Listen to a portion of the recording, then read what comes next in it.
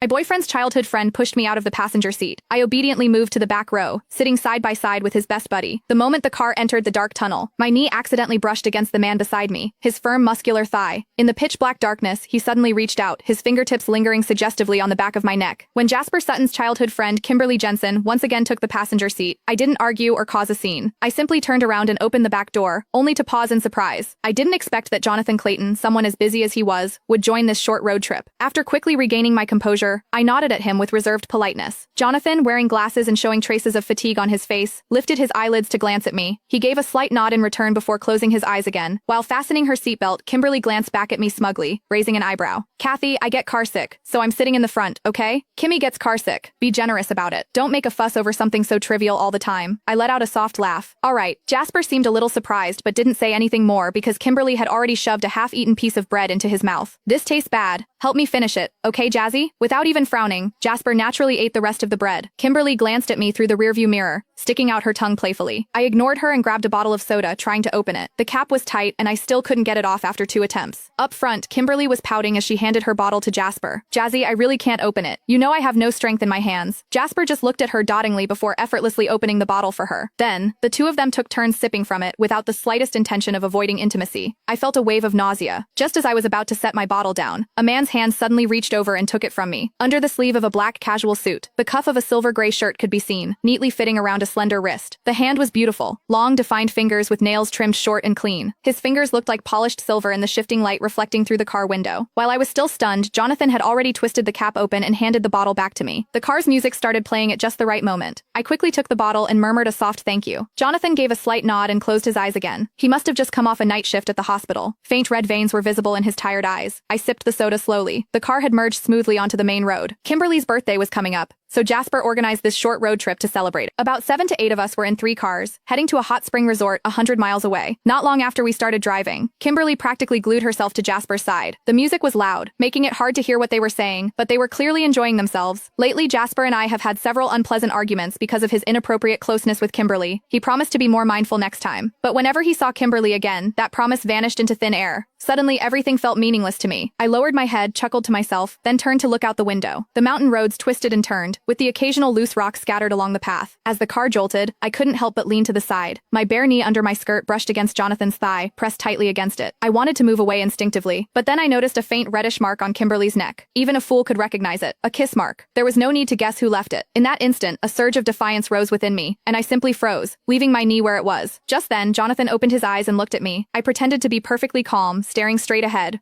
Click the link in my bio to get the full story for free.